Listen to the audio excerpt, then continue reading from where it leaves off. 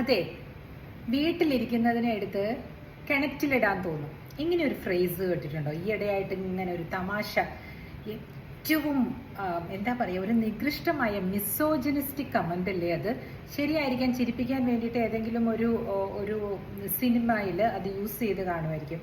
പിന്നീട് അതിങ്ങനെ എല്ലായിടത്തും, വേണ്ടുന്നിടത്തും വേണ്ടാത്തിടത്തും എല്ലാം ഭാര്യമാരെ പറ്റിയും ഭർത്താക്കന്മാരെ പറ്റിയും കമന്റ് അടിക്കുന്ന സമയത്തില്ലേ, അതായത് ജീവിതം മടുത്തു അല്ലെങ്കിൽ ഏതെങ്കിലും ഒരു നല്ല ആളെ കാണുമ്പോൾ പറയുന്ന ഒരു, നല്ല ആളെന്ന് ഞാൻ ഉദ്ദേശിച്ചത് സ്ത്രീയുമാകാം പുരുഷനുമാകാം, അന്യോന്യം പറയുന്ന ഒരു കമന്റാണിത്.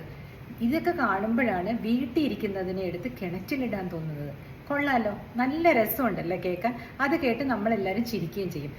നിങ്ങൾ അല്ലെങ്കിൽ കേൾക്കുന്നവർ ഇത് അപ്പം തന്നെ റിയാക്ട് ചെയ്യണം.